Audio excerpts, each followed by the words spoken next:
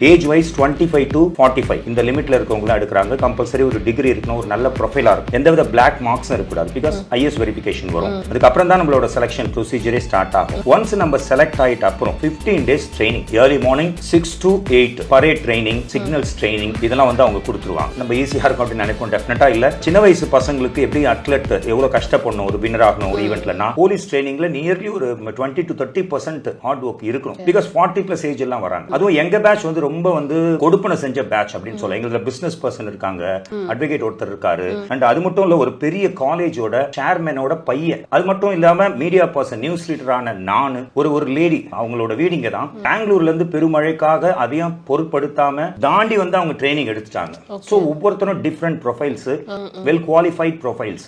So இந்த training முடிச்சிட்டு அப்புறம் அடிஷனல் கமிஷனர் அவர் கையால இன்னைக்கு தான் நாங்க சர்டிபிகேட் வாங்கிட்டு டைரக்டா இங்கே தான் வரும். கமிஷனர் ஆபீஸ்ல 4 தியரி கிளாஸ் இருக்கும். இது இல்லாம ட்ரைனிங், பரேட் ட்ரைனிங்ல ஒரு கிரவுண்ட்ல இருக்கும்.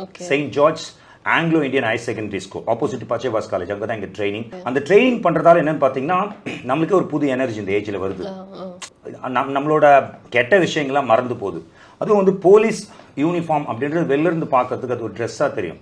அப்படி இல்லை, அது எப்படி இந்துக்கு வந்து பகவத்கீதையோ, கிறிஸ்டியனுக்கு எப்படி பைபிளோ, அண்ட் வந்து முஸ்லீம்க்கு எப்படி திருக்குறானோ, அந்த மாதிரி இந்த உடையை போட்ட உடனே நம்ம ஜெனியூனா நடந்துக்கணும்ன்ற ஒரு எண்ணம் ஆட்டோமேட்டிக்கா வந்துடுது. இதுதான் ப்ராசஸ். யார் வேணா ஆகலாம், நீங்க கூட ஆகலாம். போலீஸ் யூனிஃபார்ம் போடணும் அப்படின்றது வந்து ஒரு சிம்பிளான விஷயம் கிடையாது ஆக்சுவலா.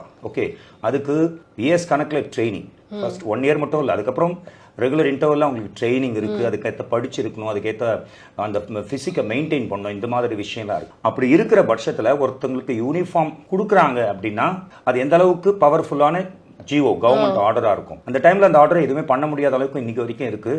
ஆனா அவங்களும் ரொம்ப ஸ்ட்ரிக்டா கேண்டிடேட்ஸை செலக்ட் பண்றாங்க, அவங்க ப்ரொஃபைல பாக்குறாங்க. ஜாபோட நேச்சர் என்னன்னு பாத்தீங்கன்னா தமிழ்நாடு நம்பர் 1 எதுல அப்படின்னு பாத்தீங்கன்னா ஆக்சிடென்ட்ல, ரோடு ஆக்சிடென்ட்ல 2 வீலர்ல இறக்குறவங்களோட இது பேட் நியூஸ். தமிழ்நாடு நம்பர் 1, குறிப்பா சென்னை அந்த லெவல்ல தான் இருக்கு. சோ இதுக்கெல்லாம் என்ன காரணம்? கோடிக்கணக்கான மக்கள் இருக்கக்கூடிய தமிழ்நாட்டில் ஆயிரக்கணக்கான லட்சக்கணக்கான போலீசாரால எப்படி வந்து கண்ட்ரோல் பண்ண முடியும் ஆக்சிடென்ட்ஸ்?